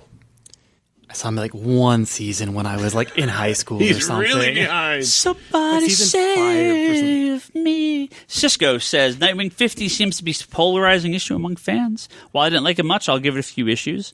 Has there ever been a single turning point issue the Roundtablers have read and despised so much they said I'm done till the relaunch? Batgirl. Yeah. Oh, yeah. And even that- with the relaunch, I was like, nope, this is still real bad. That's really the only one I could think of. But Green Arrow, New 52 Green Arrow was fucking New atrocious. 50 was atrocious, but then when Lemire and it was so Sorrentino good. took over, it was fantastic. And then Percy picked up the reins and It was still carried good. it through, and it's been And a it's great good now. book, Yeah, so- yeah. Yep. I think I had Final Crisis turn me off for a long time, but they have that new omnibus out, Oh, which I have yeah. sitting at home. It's so good. That's the reverse turn of the turn. You realized. Indeed. You met me. You realized that Grant Morrison is your God and Savior. And hold on. I have to read the funniest tweet I saw It's the today. legal thing you have to do again. Huh? Funniest tweet I saw today. Let me get it real quick. It's about Grant Morrison. Charlie, has there been any like massive about face in a comic where you're like, nope, I'm out. I'm done. Cable? No, the main thing that always comes to mind is the Straczynski Sins Past. But even yeah. then, I eventually went back to finish his run. I can't go back to restart his run. Like, I can't. Yeah. I have hardcover sitting at home that I can't even pull off the shelf because I know tainted. it gets in there. Tainted. 3 hardcovers in, I'm going to be like, fuck this shit again. And Is a tweet from Die Rocketto. If you go on my Twitter, you'll see it retweeted from October 15th. It says, Grant Morrison, my Green Lantern is going to be more about the day-to-day of being the space cop that the Green Lanterns are, like a police procedural. Then Grant Morrison, literally 3 issues later, and it's Hal Jordan standing in front of God, right? With like Earth and like the universe behind him. I love Grant Morrison so much. Like, yep, that's about right. Yep. Took 3 issues to be one of the tweets It's was going to basically take 3 issues, but you're going to have to read those 3 issues at least 7 times each. one of the tweets was about they're like Action Comics during New 52. It's about a young Superman in a t-shirt, but like issue 5 is dealing with Mr. Mixelplix in the 5th dimension and like ridiculous time And then, like, time nonsense. Was it issue 6 Oh, was so good. Earth 23? Yep. Superman. Yeah, so good. Oh, I love it. Ab Ezekiel says, anyone know why Dark Horse dropped Magnus after 4 issues back in 2010? I'd kill for a new series with the original Gold Key style, Magnus the that? Robot Fighter. Magnus the Robot Fighter Dark Horse series was bad. I mean, it's all money, right? These are licensed characters, and so They kind of have to release it, like something with it to keep the license. yeah, and they have to be successful. No one's been able to make these things click since Valiant finished. They've all tried. Dynamite tried, and even they couldn't get it to work, and that's how you know you're in trouble. I like Magnus Robot Fighter. I love Turok. I love those characters when they were under Valiant back in the 90s. It's just money. They didn't sell. So What's surprising is a lot of the Valiant titles that we got currently out of the new publisher have been decent. Yeah. So to me, it was like them not having Turok and Magnus Robot Fighter. I was kind of like, or Solar. Yeah. I was like, man, there's a missed opportunity to kind of Yeah. revitalize these characters because they fit very well in that universe. yeah. But Star Fox 8 says, beat the Spider-Man games. Where are you guys at with that one? Ooh. I haven't bought it. waiting for Black Friday. That's Same where here. I'm at. Same here. Don't Same have here. PS4, but I He said it's on my list of what 2 games to buy at Christmas that one of my kids is going to give me. Yeah, I know the DLCs comes out really soon. I'm really excited, but I haven't picked it up yet. He says, I like the story, but I feel it's hard to make a bad one when you borrow a dozen of the most interesting and resonant moments from the mythos and cram it into one game. Yeah, sounds right. I'm excited to start that though. I do like the look of the game, and the reviews have been great. So, man, I got a lot of questions You're here. just going to take a bunch of selfies with yourself. It's from Alex. He says, you guys feel guilty about throwing out old comic books. Do you have a process when going through the comics you're choosing to throw out? I mean, when we moved the store, I love throwing out comic books. Dude, I should have been videotaping you when you were doing that. It was glorious. So good. So no, good. I mean, the thing is we don't like throwing away perfectly good comics. I mean, I would prefer it go to donate it to a shelter, foster home, something where it can get into the hands of kids to at least read or get them engaged in some activity that involves reading it, not necessarily because it's superheroes. Yeah. Do we like throwing comics away? Yes, when they've been sitting in the fucking back and I have to move that goddamn Dawn box so many times. Yes, I'm happy when we throw shit away. So for me, it doesn't really bother me when it comes to throwing away comic books. What kills me a little inside is when there's like a misprint in a hardcover and you end up throwing out basically the hardcovers. Yeah. Like that for me is just so that hurts. We threw out. So Charlie almost had a nervous breakdown with Jack Kirby's Fourth World. Yes. We threw out 10 of those hardcovers, right? I mean, I know. I did. It hurts. Yeah. The pain. But no, I mean, personally, I don't throw stuff out because I just bring it to the store if I want to resell it. I mean, here, once we've gotten down, we're like, all right, it's damaged books, time to throw them out. Stripped cover, we have to tear the cover off to return them. We just threw away a box of Man of Steel. old stuff and old returns and stuff. So no, I have no problem with that. But if your own personal collection... My thought process when we do those strip covers and when I'm throwing away some books, I'm like, I just made the value of my copy go up by 0.001. But if you've got like a collection, don't throw them out. Donate them. Bring them to the library. Bring them to, if they're appropriate, bring them to a hospital, children's hospital. Give them out for Halloween. There's plenty of stuff you can do with them. You don't have to throw them away. You can take the old magazines and cut out the images you like and make buttons, or do some Pinterest do stuff that. where you like mache it over a desk and then put a clear glass top on it. Like there's tons of uses for the old paper. I mean, hell, throwing it out. I mean, I would like to recycle the shit, but we don't have a recycle bin. That's okay. I kind of like it when random customers just bring in a box and they're just like, just give this to Ryan. Mm-hmm. All right, we'll do one more from Verum here on Twitter. Final one. I had to skip a bunch. We have a bunch. Which 3 DC CW shows should end first, and what would you replace them with? So if 3 of the... so you have Arrow, Flash, Legends, Supergirl, Black Lightning, and let's throw Batwoman in there as well. All right, so of those 6... which 3 do you end, and what do you replace them with? I think you end Arrow. Arrow seems like the easy one just because it's been on the longest. It's been on the longest, and Batwoman would be the technical replacement for that. Replacement but, for it. So, I would say get rid of Arrow. DC Legends, I would say... Legends is my...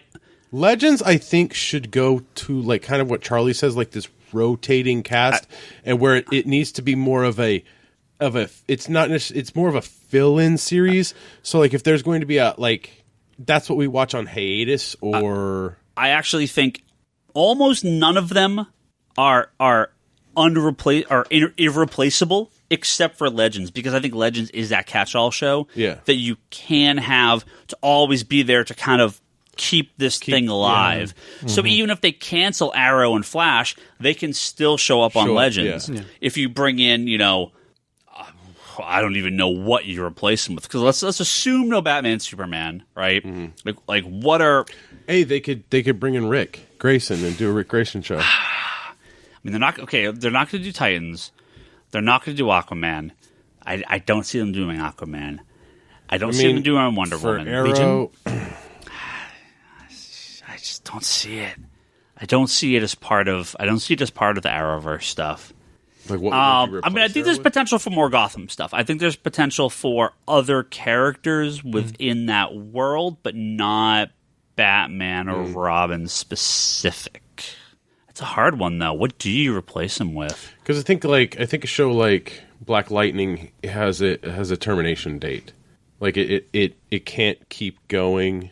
It'll go for the duration of what it needs to do, but kind of I think once that Tobias Whale stuff wraps up, that's where that show kind of...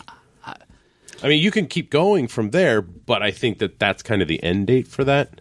Nah, I like the show. I don't want it. I think every season is going to be a little different, right? So, I mean, you could do Outsiders. My problem is a bunch of the stuff I'm thinking of, they already have plans for TV shows, and I don't, or for movies, and I don't know that they would double They up. could do an Outsiders show for because I think Birds of Prey is a no brainer for a TV show. Yeah. But if they're doing the movie, would they double up? I guess let's just take that off. It doesn't matter what they're going to do in the movies. I think let's think about what they could and should do for a TV show. I think Birds of Prey is a no brainer. Yeah.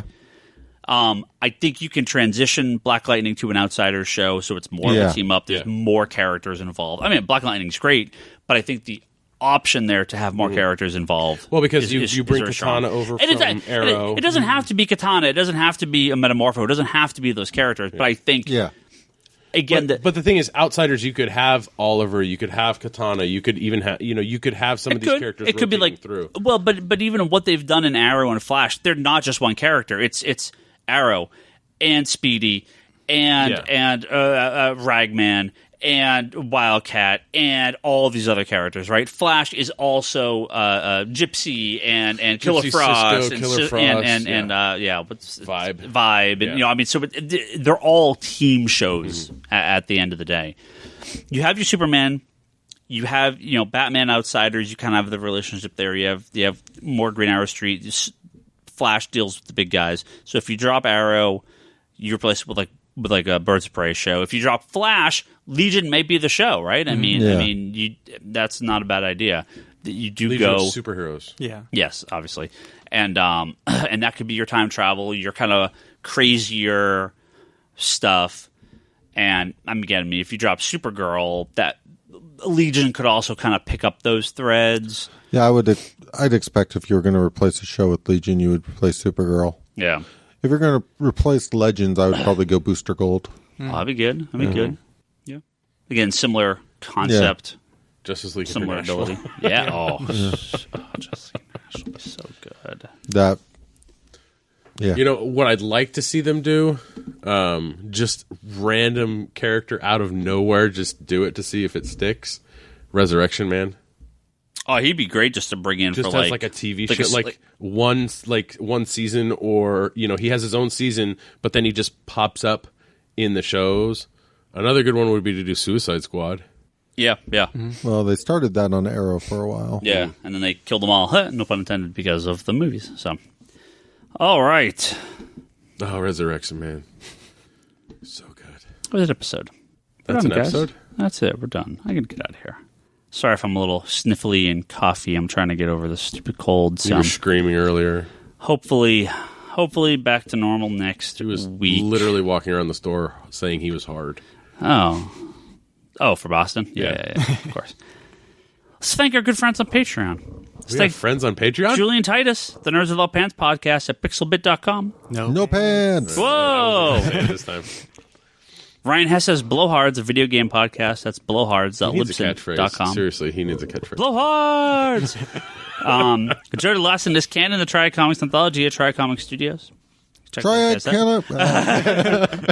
Comics! There you go. Sam Chea, Craig Anderson, Joe Duff, Andrew Nelson Mendez with the Recovery of an Anime Junkie podcast. Thank you. Anime Junkie. A&M. He had that question for Charlie about the Omnibros. Omnibros? Didn't we answer that in the Dark Multiverse one? Oh. Okay. Jesus. Well, I don't know if people listen to that. Dar Fox ate at the Manga Machinations podcast. Larry Davis was Stand and Deliver, a podcast about JoJo's Bizarre Adventure. Go check that out on iTunes and wherever you get your podcasts, as well as Page Turners, a comic book podcast, which is at pageturnerspodcast.libsyn.com. Go check out. I'm assuming you like comic books if you've listened this far into this podcast. They talk about comics too. You can go listen to them. Wait, we talk about comics on this show? Yeah, sometimes. Comicspiracypodcast.com, geekbox.net, and iTunes is where you can find all our previous episodes. Rate and review us always helps. YouTube.com/comicsconspiracy. Apparently, while we were recording, YouTube has been down. What? So, all you 10-year-olds can't watch your Minecraft videos. All you Fortnite. 10-year-olds that can't watch your Fortnite videos. I could have peace and quiet at home right now, and I'm here. You've rubbed your eyes. You've looked out into the real world for a few minutes. Crying. My YouTube. You stopped watching videos socially engineered to make you susceptible to algorithm that pumps alt-right stuff in your face. right, when you didn't even want exactly. it. Yeah, break free. I'm not saying anything bad about YouTube/Google. Break free from the YouTube chain. Come out into the real world and listen to podcasts. The Comic Conspiracy at geekbox.net. You can send us some long-form questions there if you would like. But if you actually, when YouTube does come back up, make sure you slam that subscribe button. Yeah, of course. Like yeah, and yeah. subscribe. And then go to youtube.com/comicsconspiracy. Like and subscribe, please. Helps a lot. No, you have to say, that's subscribe. Yeah, Hit it. Slam the shit out of it. Slam it. Yeah, smash that MF and like button. Hit Hit the bell. Like it. Hit the bell. So when the new episode comes up, you get our YouTube episode of this audio podcast. The notification bell. I can both love and hate something at the same time. So patreon.com/comic conspiracies, where you can kick us $1 or $3 on Patreon to help support this podcast. Digital.comicsconspiracy.biz is where you can drop $1 or $3 for digital comic books. Usually they're on sale. There are a lot that not, but there are a lot that are not. Yes, There's okay. just a lot of comics you can buy on Comixology. A redonkulous amount of sales. And there's a lot of sales a lot of times. Check them out. Check it out. Comicsconspiracy.biz. That's another thing where you can buy actual comics from us that are not on sale, but you can buy them there. We're still working on trying to get the sale thing to function online. Hashtag love the hub, but man, Oh, cool. If you have submitted- This is another 5 minutes to your podcast, we have people. submitted like hundreds of Yeah, I tickets. know. They apparently have finally finished their like big like back work stuff. Yeah. They are starting ticket like Did they get their photo editor fixed? they are starting tickets this week. Lots of updates coming. Pray to God, lots of updates coming. It's good. It just could be better. But if you do order through us, miraculously, somehow that it's No, the site works fine. Like The you site can works order fine. anything. You can There's order just anything. little quirky things that we're trying to get almost likely be the one shipping it out. fixed. Yes, So, yes. Oh, we just shipped out like 25 boxes? it was more than that, wasn't it? No, it's 25. It was a lot more. It was a lot of product. Yeah, But yeah, it was. yeah, It ended up being like 25 boxes. ConspiratorBrock.com. That's what I was trying to say. I started to read the thing above it, and I was like, oh, wait, no, I already read that. ConspiratorBrock.com. That's Brock's blog, a video pull list. Wanderers in the Fourth Dimension podcast. That's Charlie's Doctor Who podcast. 2 episodes into 13. Yep. Guys liking it so far? Yeah. It's good second episode. Yeah. Very solid. Etsy. I'm a little on the TARDIS interior, but yeah, whatever. I'll live with it. Etsy.com/shop/Lee. I'm sure you guys did like 45 minutes on the interior. So. We talked about the interior, Yep. and my big thing with it is It's very rocky. the missing time rotor. Like, I don't like the big crystal in the center. I Yeah. need the Everything's up very and down. rocky. Everything's very rocky. Yeah, Yeah. it's kind of weird looking. But yeah, whatever. It's cool. Etsy.com/shop/Leanne Hill Art. That is my wife's Etsy store. You can go buy some prints from her on there as well. Right, some cool. She got some cool stuff out. Yeah, of course. Ryan Higgins, Ryan. Her Inktober stuff has been really fun. Yeah. She's done all the Inktober. She's like trying to get ahead because we're going to be on vacation for a few days. She's like, I have to do all those Inktobers before we go because I can't do them on trip. Ryan Higgins, Ryan. I'm on Twitter. That's me. Brock Sager, Larson, Bryce. That's Bryce Larson. Toby's Toby XI. Charlie's Insanity and Chaos. The store is Comics Gone Store. Chris, what is your Twitter? I mean, I talked to you. I just don't remember what it is. Chris G. Bunch. Chris G. Bunch. That's what it is. Okay. Go follow Chris on there.